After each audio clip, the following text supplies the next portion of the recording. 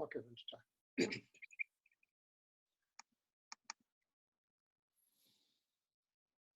Namo Doi Savariyantam, Namo Doi Savaridanam, Namo Doi Savayiriyam, Namo Doi Savujayam, Namo Doi Savatrikavati Savanam, Omkaramendo Sanyutantyam Jayanti Yogina, Kamadam Okshadam Te Omkarai Namo Namo, Manganam Bhagavan Viro Manganam Ukamodi, Manganam Kunkundari Ujendram Usumanganam Namasana Visara.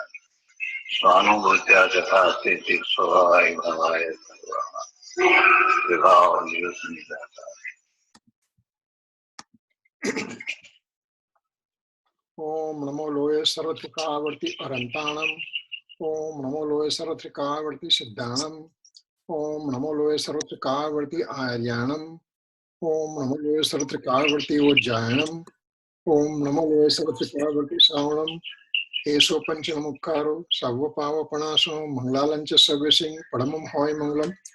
Omkaram Bindu Sanyuktam Nityan Dhayanti Yoginam Kamadam Moksadam Cheva Omkaraya Namo Nama Namah Samaysaraya Swanu Bhutyarchakasate Chitsavaya Bhavaya Sarva Bhavantarachide Agnanatimirandanam Gnana Anjana Salakaya Chaksurun Militam Yena Tasme Sri Guruve Nama Tirthankaro Jagatana Jayvantavarto Omkaranada Jinano Jayvantavarto Jinana Samo Sarhana Sau Jayvantavarto Netirthachara Jagama Jayvantavarto Namo e Tirthanayakane Namo Omkaranadane Omkara Sangarotene Namo Te Sri Kunda Kundane Aho Upakara Jinavarno Kundano Dvani Divino Jina Kunda Dvani Apya Aho Te Gurukanano Aho Te Bhagavati Matano Dhruva Achalane Anupama Gati Pamela Sarve Sidhane Vande Kaho Sutta Kevali Bhasita Asamaya Prabhrata Are Eka Suddha Sada Arupi Jnana Darsanamaya Khare Kayanyate Maru Jari Paramanu Matra Nathi Are Jamanetra Te Majnana Nathi Karaka Nathi Vedaka Are Jani Jakarmodaya Nirajara Bandate Majamokshane Om Namah Siddhebhyo Om Namah Siddhebhyo Om Suddhatmane Namaha. Okay, so today we are going to start stanza number 5. Let me put that stanza.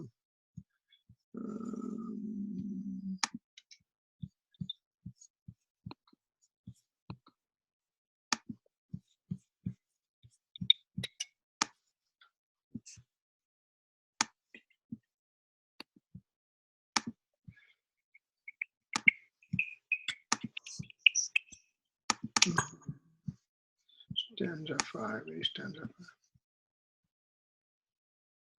Samaysar. Okay.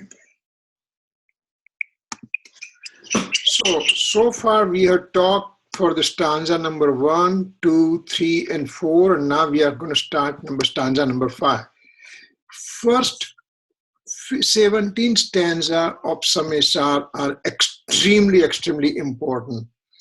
And actually, crux of the whole thing will be in the 6th and 7th stanza.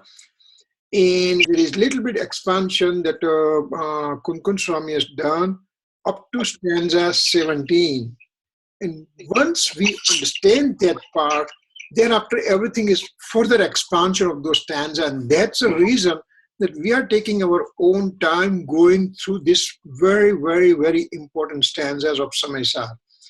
If we have fairly good foothold on this stanza, then it will be kind of easier to digest the next sets of 4 stanza all the way up to 415 stanza.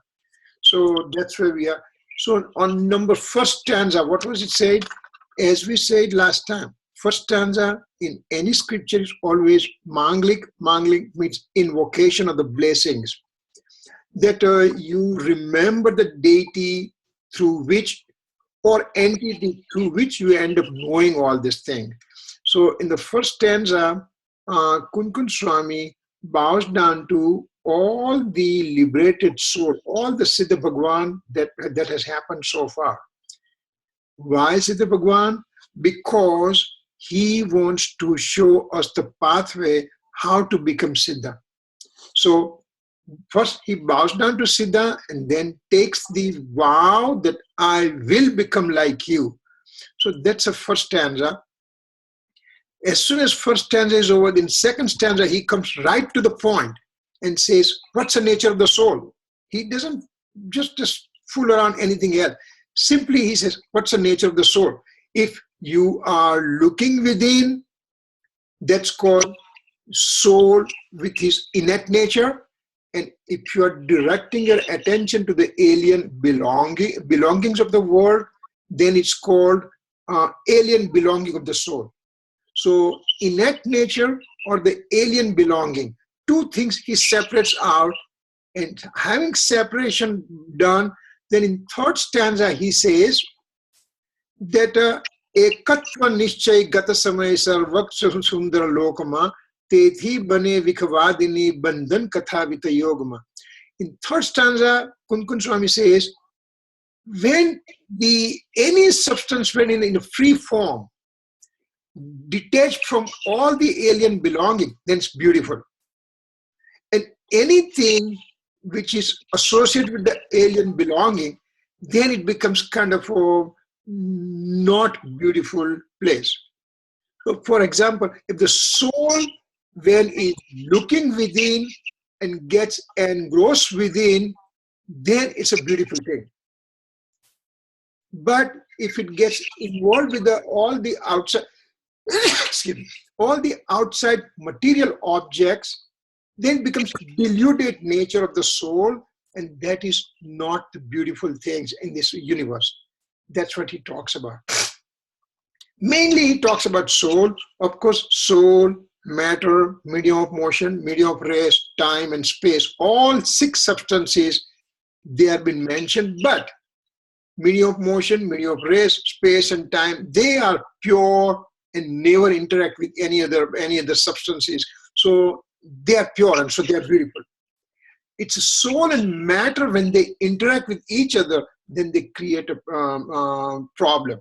So soul attaching to the karma particle, means matter particle, then it becomes a problem. So in the third stanza he said that everything, the liberated soul will be beautiful, but when it's a bonded soul with a karma, that won't be beautiful. Then fourth stanza he says that this is the fourth stanza that we just finished. That let me read that fourth stanza, and so that will just say what it is. Sutta parijit anubhuta sarvane kama bhoga bandhani katha parthi juda ekatvani upalabdhi keval sulabhana. What it says, that since time infinite, me as a soul, me as a living being, has associated myself with alien belonging, alien objects. What is that alien object? Mainly, body is mine, body is mine, body is mine. That kind of idea I'm carrying since time infinite in the past. What is a time infinite? We already talked about those 5 types of phase cycles, that are how those 5 cycles, they take us to the absolute infinity. That gives an idea about that infinity. So since infinite time, I'm involved with the alien belonging, means body is mine, body is mine. That kind of idea I have when I was in Nigod, lowest possible form of life, and also when I'm a 5-sense sentient human being, or hellish soul, or heavenly soul, or animals and plants. All the time, I'm getting involved with the alien belongings. That is not beautiful. And it has become kind of second nature for me. It has become second nature for me. Just as soon as there is fruition of karma occurs, I join with them right away. So because I'm doing this one forever, For example, small child, when he is growing up, he has difficulty walking. So you help him, you give support to him, you give the walker and all the things. So now he starts walking. But then when he starts walking, it becomes very natural state for him. He doesn't need anybody's support. Same way for time infinite, I am telling myself, I am the body, I'm the body, I'm the body. And that has become my second nature. So he said that because of this thing, it becomes very easy. But to go within my natural state, it is not that easy because I never looked into it. So having said that, now he's coming to stanza number 5. Kunkun Swami is coming to stanza number 5. And what does he say? Let's see. What does he say here?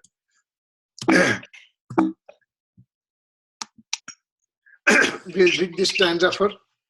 Tam ehattam vihattam daeham appano savihavena jadi jaye japamanam chukke jachalam cha detavam. What it says in the Gujarati? Darasao ek vibhaktaye atma tana nija vibhavati Darasao to karjo pramana dosa grahaskalana yadi. What does it mean? That higher unity differentiated from alien conditions, that is me, I will try to reveal as far as I can, accept it if it satisfies the condition of truth or praman. But if I fail in my description, you may reject it. Now he just tells us, he wants us also, and he tells us that, listen, now I'm going to talk to you about the real nature of the soul. You understand that one.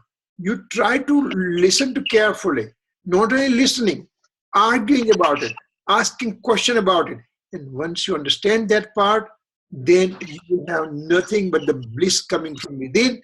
And if I, as an author, cannot deliver the subject properly, just reject it. So he just gives open challenge to all the listeners that just listen to me and see, find it out if you can find any fault with that. Having said that, now let's see what it says. So Acharya Bhagavan now says in this stanza, this is called the Upodghat. Upodghat means introduction to the stanza. Samaysar and Pravachansar and Niyamsar and Panchastika and Ashtapad, all those things, they have very peculiar way of presentation. Very first sentence comes is Upodghat, means it just introduction to the stanza. It just tells you what am I going to talk to you in this stanza. In the beginning of the scripture, there is a Mangalacharan which tells what is there in the scripture, whole book, but each stanza also what comes that he tells us about it. So here, let's see what he says. He said that therefore, I'm going to show the nature of the soul, which is solitariness of its own, separate from all alien belongings. So now, as we said, that he always hits very hard on the subject matter.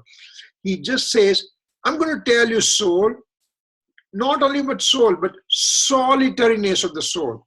Remember, soul is a one unit as a soul, has infinite attributes, and each attribute keeps on having modification occurring time after time after time after time, since time infinite, and will remain for time infinite in the future.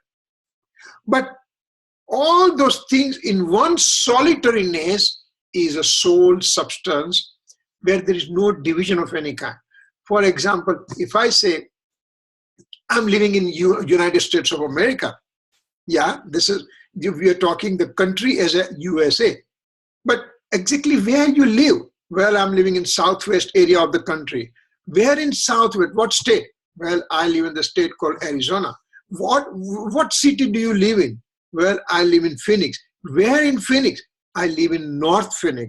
And these kind of things we just give. But rather than giving this specific nature of my existence, when we say I'm in a USA, means it's a solitariness with the country that I'm showing.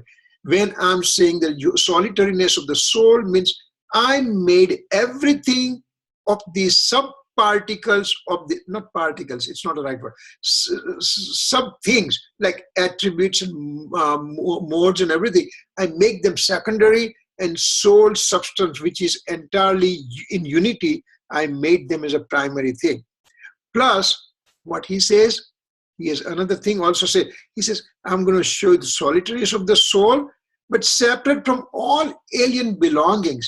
Means this soul has no relationship with the alien objects, no relationship with the material karma, no relationship even inclination of attachment and aversion, which is part of the deluded nature of the soul, not even the modal part, means pure mode of the soul, not even the multiple infinite attributes talking about individuality. No, I'm just going to tell you complete solitariness of the soul, separate from all the alien belongings. Means all these things that I'm going to take it out and just give you nature of the soul only. So that's what he's going to talk in this stanza. So what does he say? Ekatva vibhakta atmanuswarup. This means solitariness of the soul, separate from all alien belongings. So this is the theme for this Samaysar. What is Samaysar showing me? If somebody asks a question, that we are doing this one for 6-8 months, maybe 1 year almost, that what is this Samaysar about? Then you can just say, it talks about the nature of the soul, which is in solitary form, separate from all the alien belongings. Gurudev Sri Kanji Swami, he used to give, he gave lectures for last 45 years of his last 45 years of his life. And he will talk about Samaysar and soul and solitariness of the soul and all those things he talks, and he goes in extreme detail about it. And people used to, those who are beginners, they used to get lost. Remember, I'm talking in 60s and 70s and 80s that he was roaring. He was extremely popular. At one time in Bhopal, there was a pratishtha, and at one time, the 40,000 people are sitting in this lecture hall listening to his sermons. Not all 40,000 people had a complete idea about the soul. So some people went to Gurudev Sri Kanji Swami and said, you know what, Sahib, you are talking so much detail and we get lost and we have no idea what it is. We believe in shortcuts. So do you have any shortcut that you can tell us? So he said, yeah, I have a shortcut. So what the shortcut he showed? He said, 3 sentences he said, Swama vas, Parthikas, Etlu karto bas. Means, Swama vas means you stay within your solitariness nature of the soul. Parthikas means you separate yourself from all the alien belongings. That's all you have to do. So these 3 things, and that's what he's talking about. Ekatva vibhakta atmanuswarup means I'm going to show you the nature of the soul, and that is the crux of the Samaysar. This is what Samaysar is going to tell me. So this, and then there's going to be expansion of this same sentence occurs throughout 415 stanza. While we are on Samaysar, then you can say, what is Pravachansar? What is Niyamsar? What is Astapahud? What are all those things? Well, Pravachansar gives the total nature of the soul. It just tells how many attributes are there, how many modes are there, and all those things is been explained in extreme great detail is Pravachansar. Niyamsar, it just says, what shall I do now? Now I know the nature of the soul. I know all the nature of the alien belonging, everything I know about it. What do I do next? Then he says, Niyamsar means now you give up all those things and come in. So it's a practical aspect, what I should learn practically. But to go to the learning of practicality, one has to have a solid base of this theory. So that's what we are talking about. Now we are going to go next. So this is called Gatharth. Gatharth means he is just giving the meaning of the stanza. Te ekatva vibhakta atmane હું આત્માના નિજ વૈભવ વડે દેખાડું છું. જો હું દેખાડું તો પ્રમાણ સ્વીકાર કરવું, અને જો ઠેકાણે કોઈ ઠેકાણે ચૂકી જાવ તો છળ ન ગ્રહણ કરવું. Means I'm going to show you the nature of the innate nature of the soul, entirely separate from alien belongings. I know you are going to love it. I know you are going to like it. And while I'm mentioning all these things, if I make some mistake somewhere or anything, don't accept what I'm talking to you. That kind of a challenge that he's throwing to us. So now let's see what it says. So now, what is the meaning? What is the meaning coming? Which we'll just see in the little bit expansion. So Acharya Bhagwan says, I'm going to show the grandeur of innate nature of the eternal soul, full of knowledge, vitality, and supersensuous bliss. So, what is the grandeur of my innate nature of the soul? What is it made up of? What are the things within? And so, it's full of knowledge, full of vitality, full of supersensuous bliss. Actually, at one point, in one of these stanzas that one of the lectures that Gurudev gave, he said that a soul is so solid with all these things that he compares this soul to the three-dimensional cube. Height, length, and width. Three-dimensional view and then the cube. In one axis, on a long axis, is a time, which is infinite time. On the height axis, it shows infinite attributes present within the soul. And the third dimension, it shows the, one second, sorry.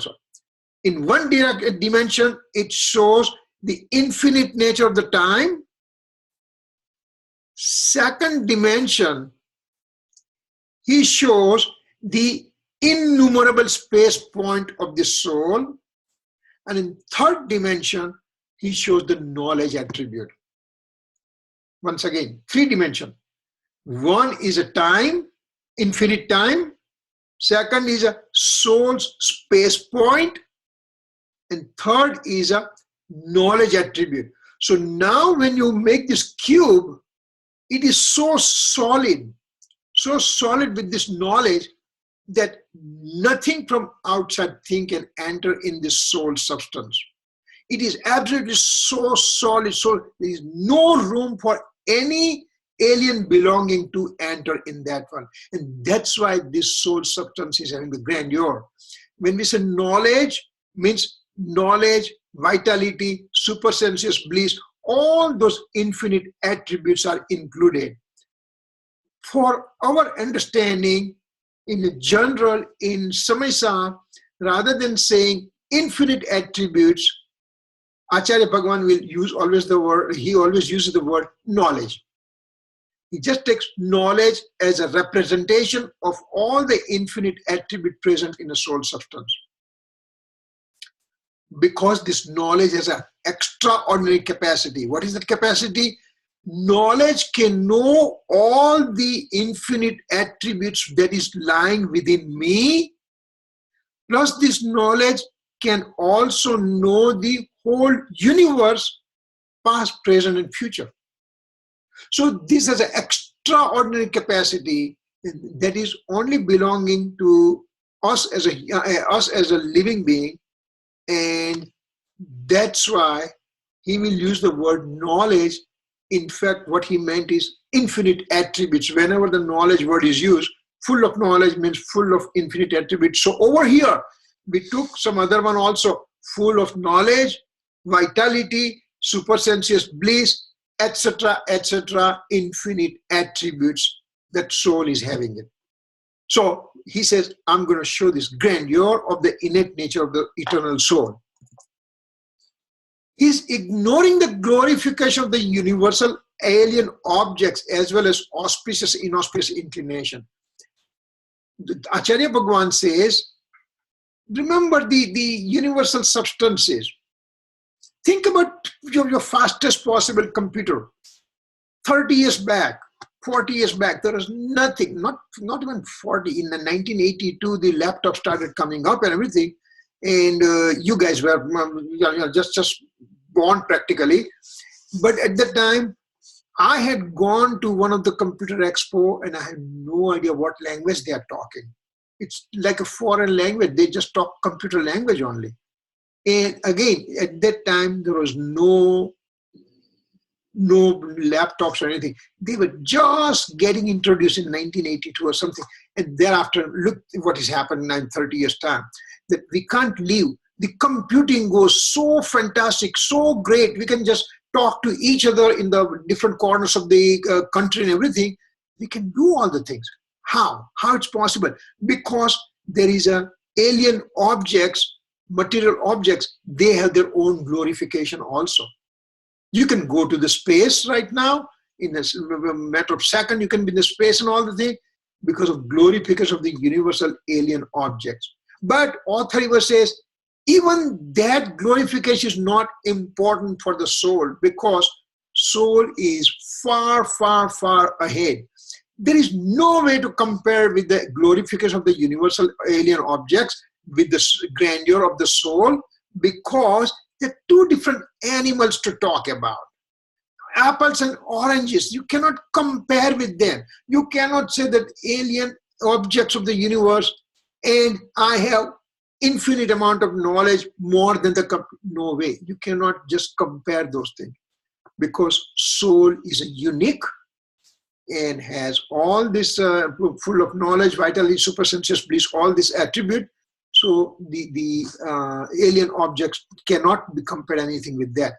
Even now, after saying that, he's ignoring glorification of the universal alien object as well as auspicious and inauspicious inclination. Remember, how do I do auspicious, inauspicious inclination? How do I do punya bhav and pap bhav? Let's presume that right now I'm thinking something bad about somebody. That's an inauspicious inclination. Or I'm thinking something nicer, that I would like to go to temple, I would like to do the puja, I would like to listen to the scripture, I would like to read the scripture. All those auspicious inclination, I may have it. Who has it? I have it. Me means soul has it. So they are part of the soul, right? Yes, in one way, yes, because they are occurring in the soul, but they are transient in nature. Within no time, my inclination from inauspicious changes to auspicious and vice versa. So these are the transient phenomenon, and innate nature of the eternal soul cannot have transiency within. And so that's why author is saying that I'm also going to ignore the auspicious and inauspicious inclination of the soul. He doesn't get impressed with all the glorification of the universal objects. He simply says, I'm here. This is what my grandeur is. That's what I would like to go within, and I would like to see what it is. Then he says, he just puts challenge to us. I'm telling you, not only because Omniscient Lord has said so. In the sense, Omniscient Lord, the latest was Mahavir Swami, that Mahavir Swami said, plus Kunkun Swami with his own physical body went to Mahavir Kshetra and he listened to the discourses given by Simandhar Swami. He also talked to first disciple of Simandhar Swami and all those learned saints that he talked to. And he says, not only because Omniscient Lord has said this one, But I'm also telling you all these things because I have myself experience of innate nature of the eternal soul. So two things he said. I also listened all this thing from omniscient Lord, and then I did experience all the thing, and that's why I'm telling you. So that's why it is a lot more important. Me as a cardiology doctor, talking so much about the patient, for example, but I can't feel patient's pain till I end up with my own bypass surgery. Now I know what patients can be going through. So I have to experience to see what other people could be suffering.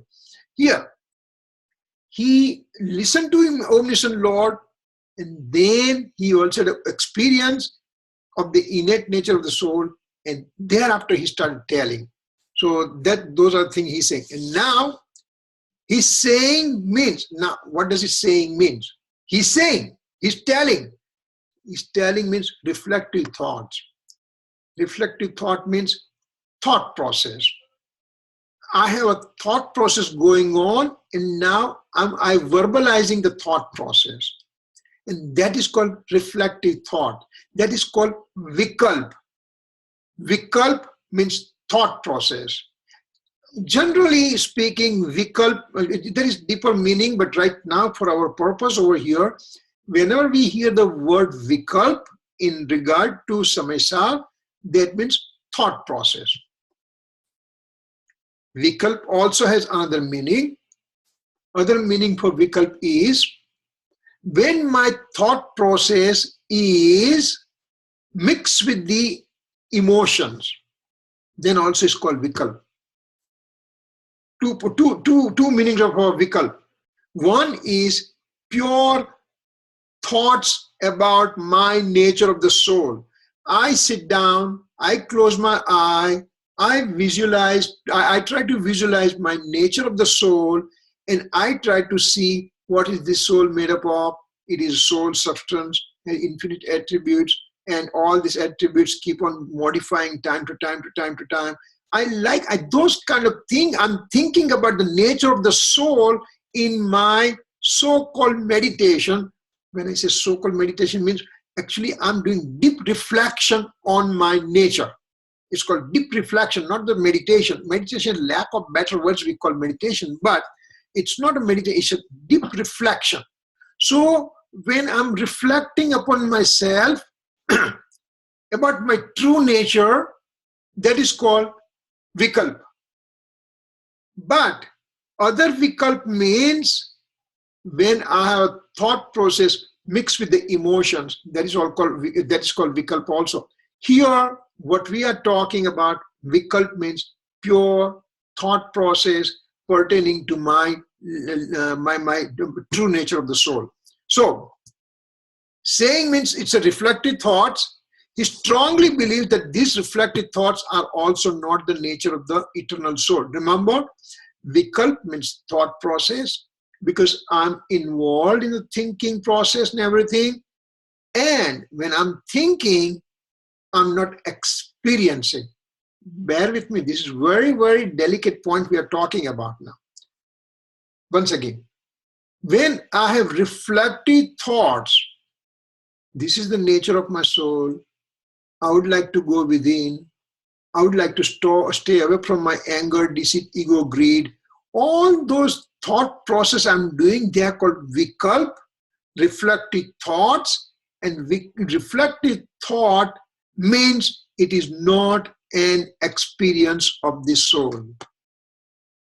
When I'm experiencing the soul, actually, finally, that is called primary abstract comprehension or nirvikalpta. Vikalp, thought process. Nirvikalp means you are experiencing nature of the soul. For example, let's take the example over here. That it's a summer heat has started and I need to drink a cool drink. So my wife has made some nice cool drink right now. And I'm drinking that thing, and I'm just enjoying, I'm experiencing the coolness within me when I'm drinking that soft drink. Then somebody saw me, and then you just said, wait a second, Kirit, how does that thing taste? And I said, fantastic. I had a great experience of it. Well, you had a great experience, but what it means, tell us about it. What is this drink consist of? Then I described the whole drink, that there's water was there, ice cubes were there, then there was a cardamom was there, saffron was there, milk was there, vanilla ice cream was there, sugar was there. All this thing I'm describing. Describing means reflective thoughts, I'm doing it. At that time, I don't experience. I'm just simply talking about it. So reflective thoughts. But when I'm talking, I'm not experiencing.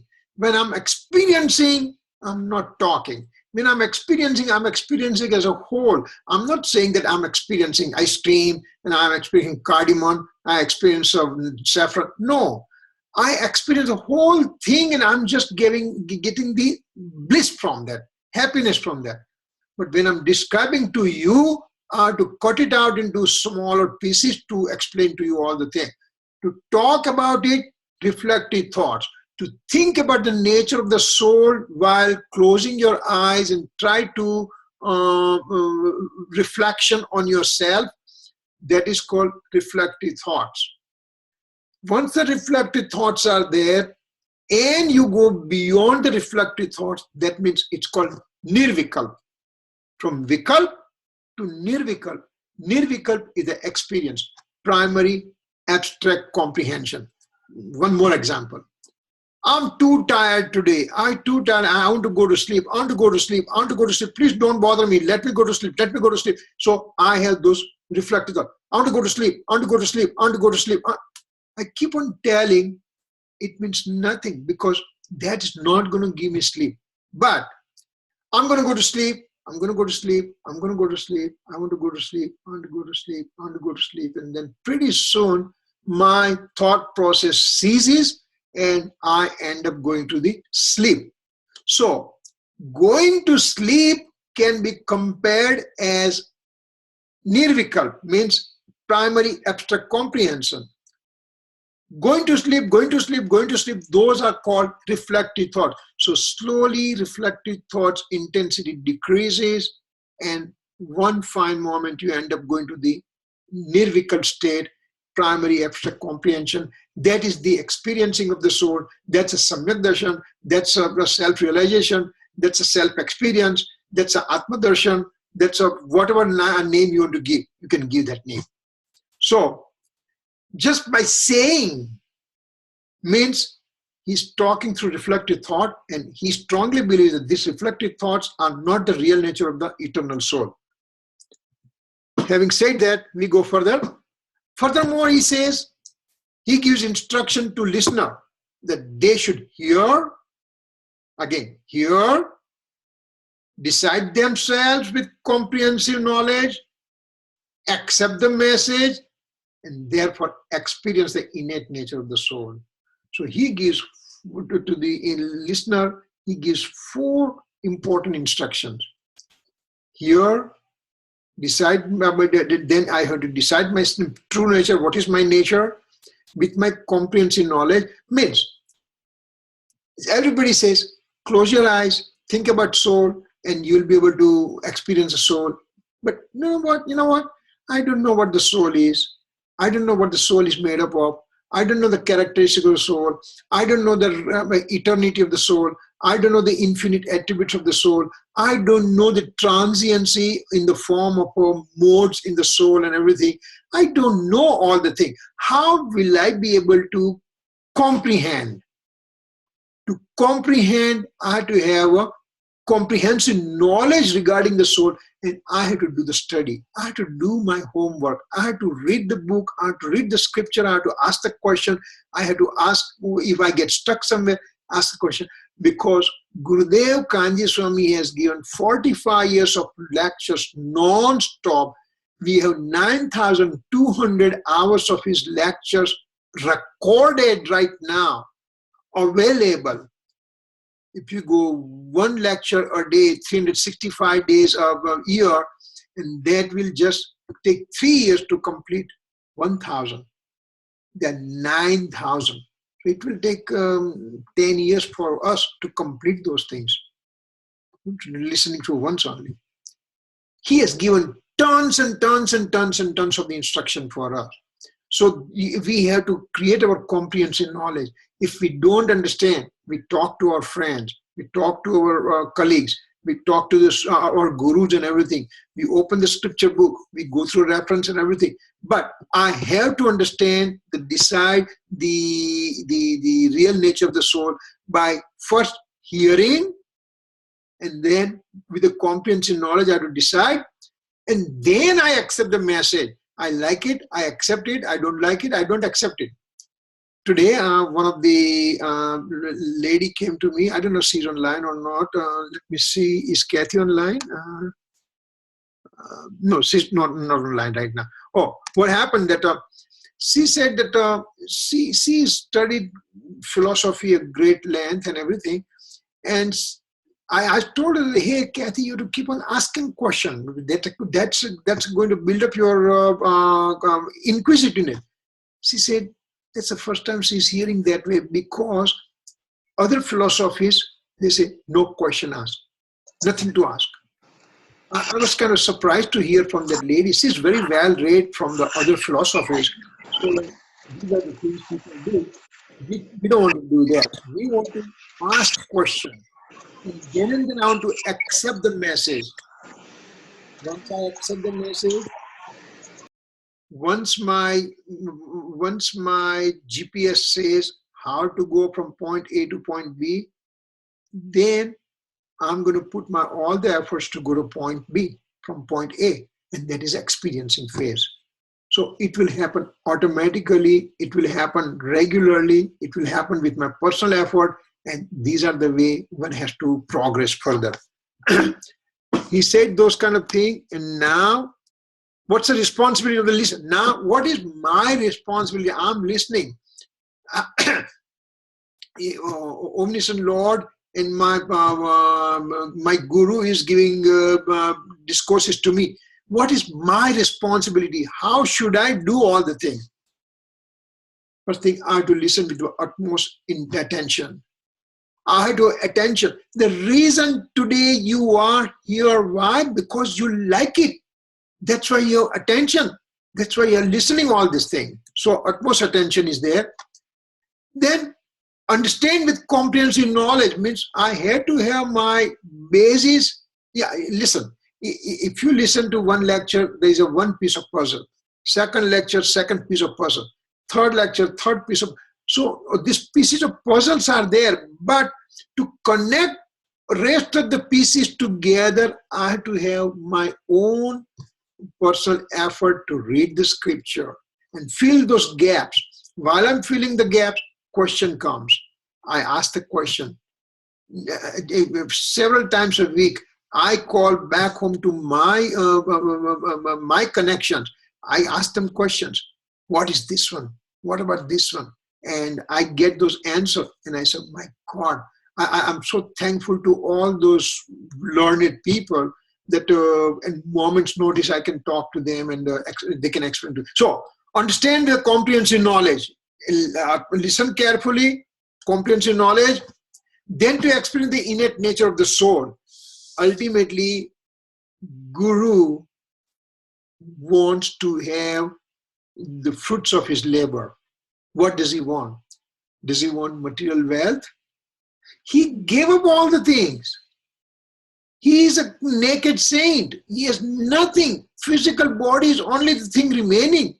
And that too, if somebody wants to have it, they don't care about it. They will just give it up. So what do they want from me? They say, when I'm teaching you, you realize your soul, and that's the greatest gift you'll give to me at my lotus feet. And those are the things that we have to keep in mind. Not to keep knowledge of retention purpose means, dharana gnan means, I listened to the subject today. Beautiful, very nice, fantastic, great work explanation. That means I'm listening through my head only. I'm not putting into action. I listen through my head, I analyze, I create the real nature of the soul, really that imprint I create within my mind. I keep on reciting, so it becomes second nature for me. This is called my tattva nirnay, means yathat tattva nirnay, means now I have an absolute clarity about nature of the soul. Once I have it, that's all I wanted. That's all I wanted. So all my effort will be directed. How can I go from this vikalp to nirvikalp? From reflective thoughts to primary abstract comprehension.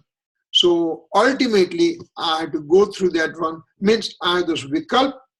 I want to go within, I want to go within, I want to go within. This is my true nature. I'm going in. And then pretty soon, when I go in, I will never know when I have entered in that phase, So those are the things. Rather than taking the retention purpose, this knowledge is not for retention purpose. This knowledge is not for giving lectures and everything.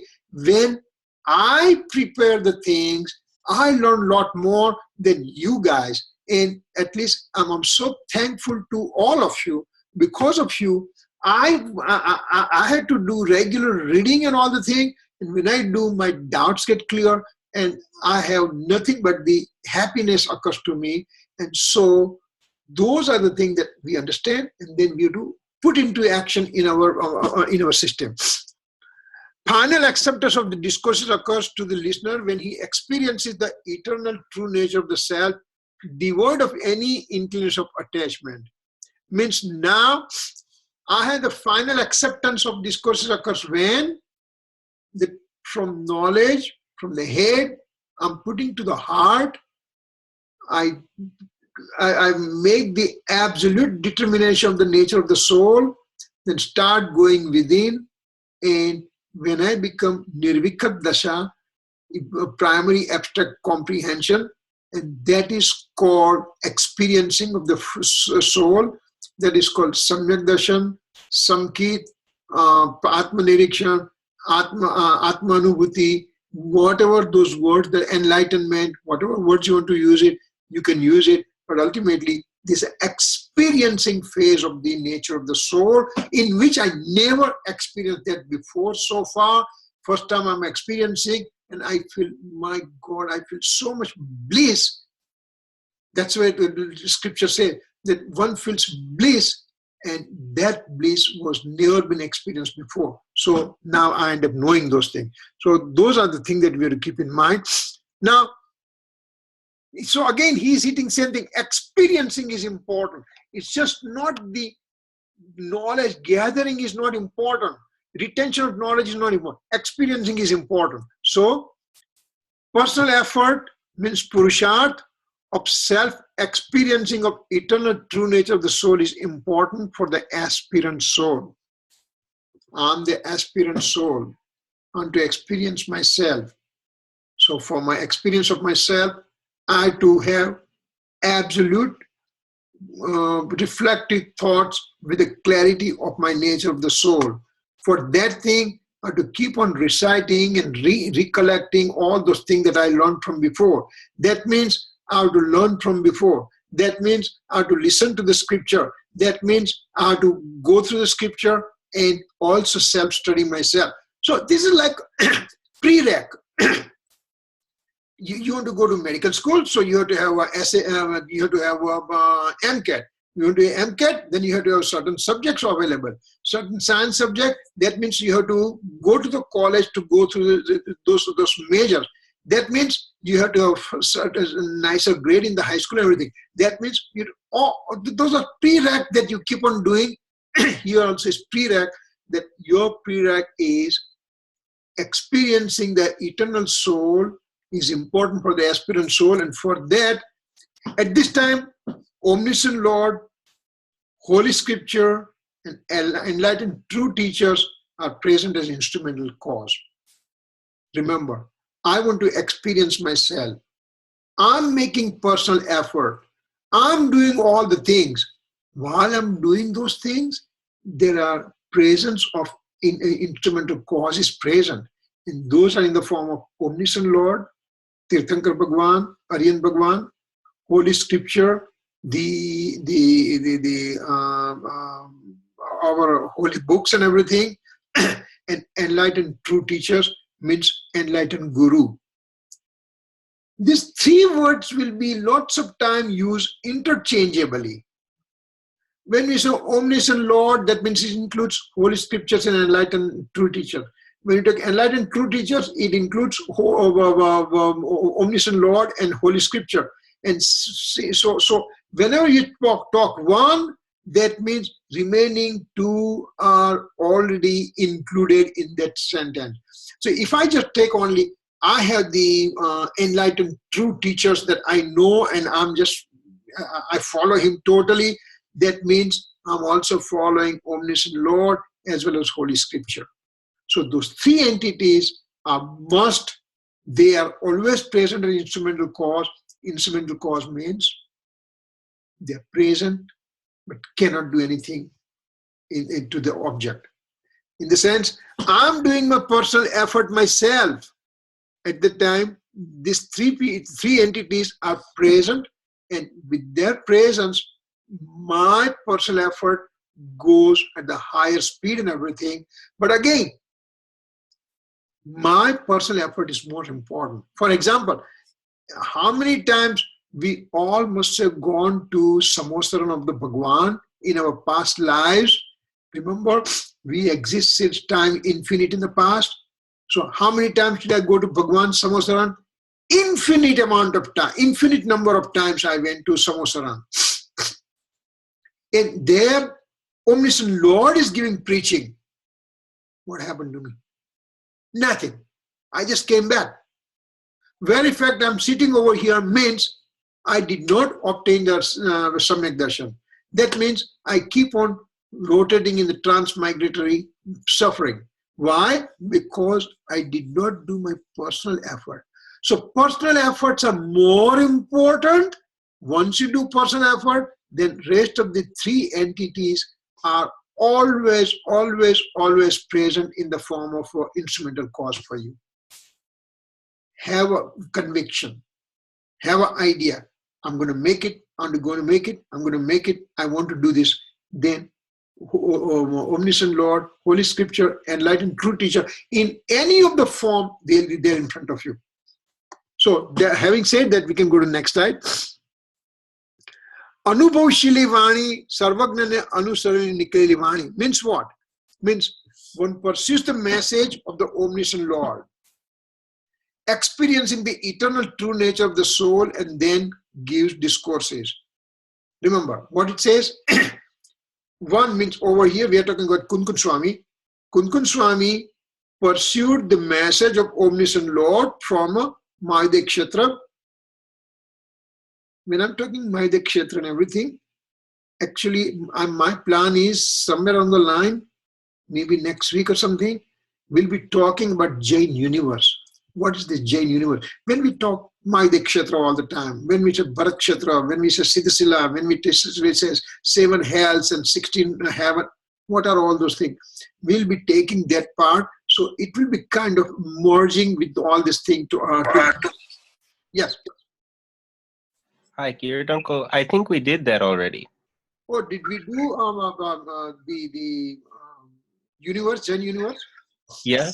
I remember a series of lectures, and then આપણે શું કહેવાય કેટલા ભગવાનની ભાવના અથવા પ્રાર્થના 170 Bhagwans, 170 Bhagwan, Tirthankar Bhagwans puja, yeah. Yeah, so you concluded with that sort of message. Okay, all right. So what I'll do, I'll just share the slides, and if somebody has a question regarding those things, then we'll talk more about it, no problem. Thanks, Chirag, for reminding me. Okay, so Kunkun Swami says, he pursued the message of Omniscient Lord in the Madhya Kshetra with the Omniscient Lord, with Simanda Swami. And then he experienced himself the eternal true nature of the soul. And then he started giving discourses. So discourses didn't come just like that. Discourses are 3 elements over here. Omniscient Lord's preaching, self-experiencing, and then giving discourses. That means Anubhav Shili Vani means he has experienced that thing. That's why that language comes out. Sarvagna ne anusarale nikari Vani. Sarvagna means omniscient Lord. It follows this discourses that Kunkun Swami gives. It follows the omniscient Lord, which is the same as what we wrote down over here. Over here, omniscient Lord becomes instrumental cause, because who did the experiencing? Kunkun Swami did experiencing with himself. And when he did the experiencing himself, then at the time, omniscient Lord was present in the form of an instrumental cause. Acharya Kunkun Dev says, I'm going to show the nature of the eternal soul. So now he's building up all this thing and telling us that I'm going to show the nature of the eternal soul. It means that only with the medium of words, things can be expressed. Now, this is very important thing that he's telling us, that, the scriptures are huge.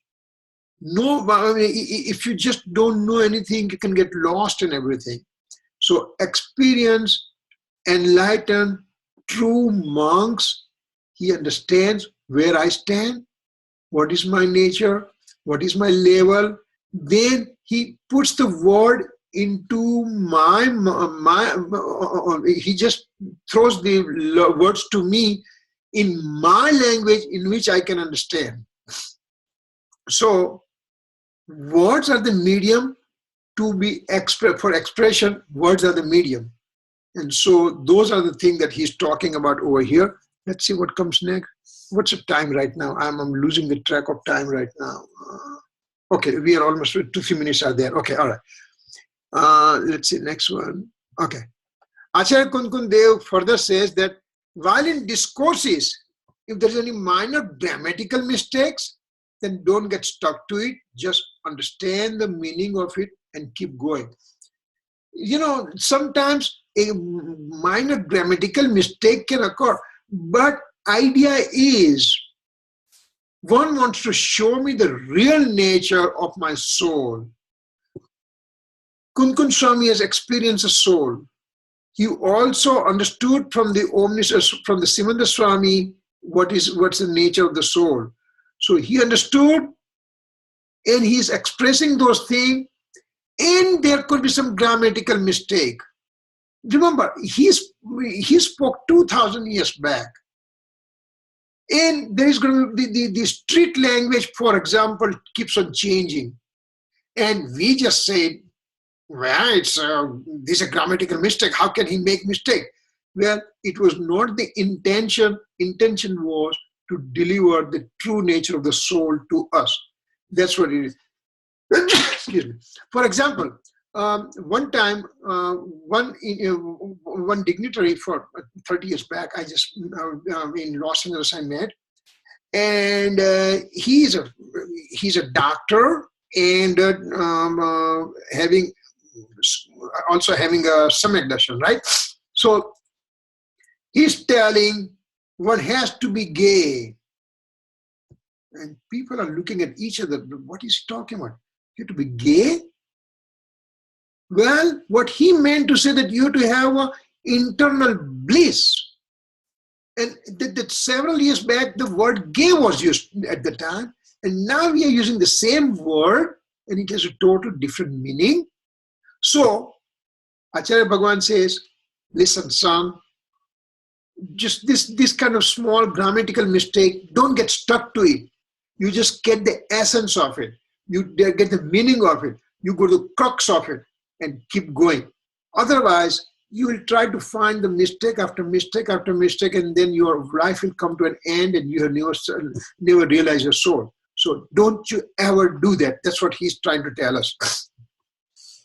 Further, he says, भूलवा जेवी चीज ने भूली न भूलवा जा भगवान ने भूली गयो भूलवा जेवी चीज ने न भूली means is it meaning okay means one keeps on remembering the worldly affair that is supposed to be forgotten and he's in fact forgot the eternal true nature of the soul.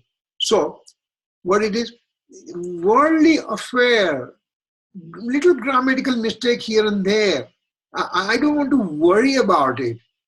I don't want to get hang on to those kind of things.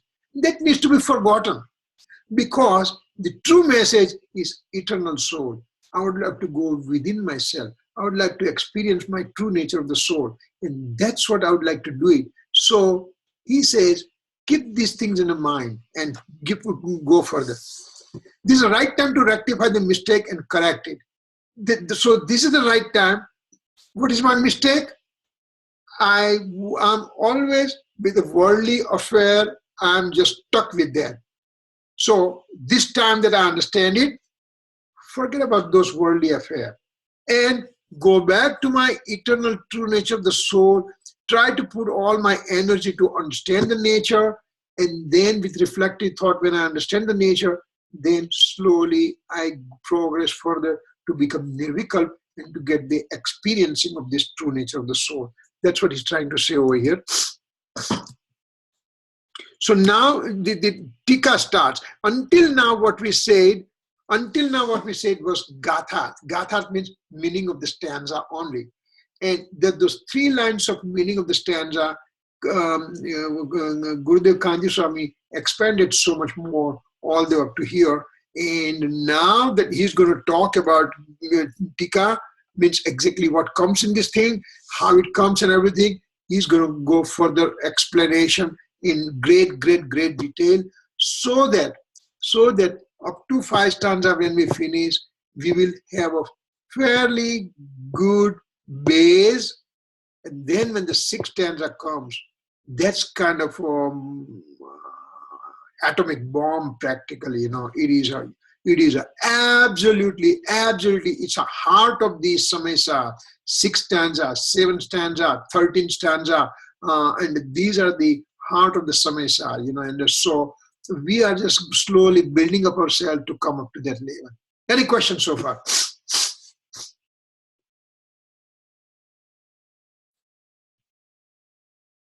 You can unmute everybody and just.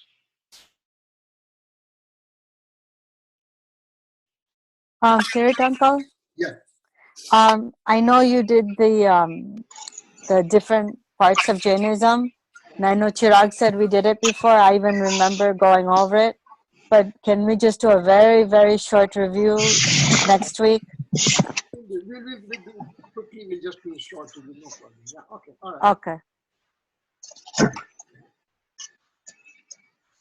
Hope it's okay with you, Chirag.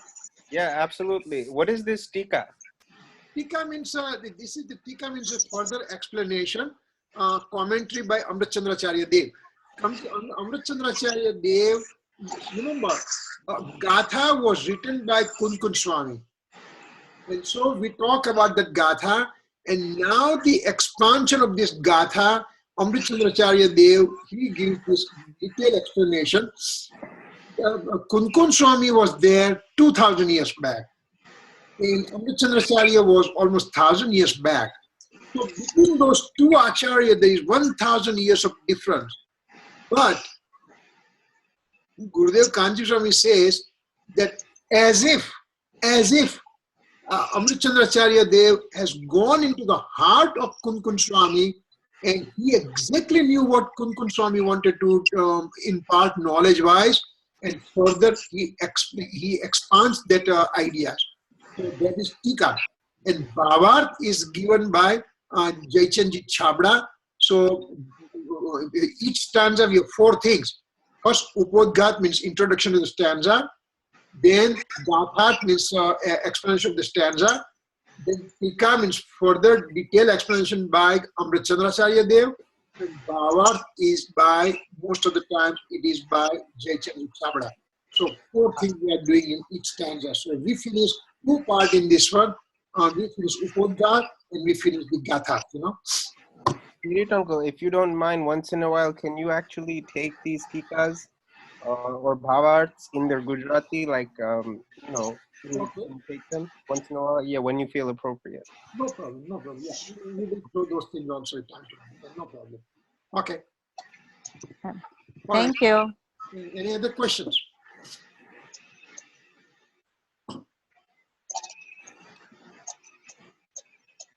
Okay. If not, then I think we'll just do the closing.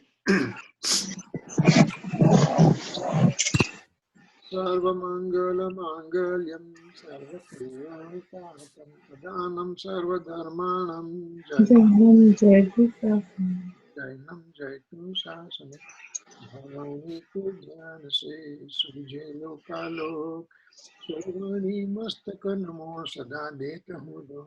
Nobana mukha mantra.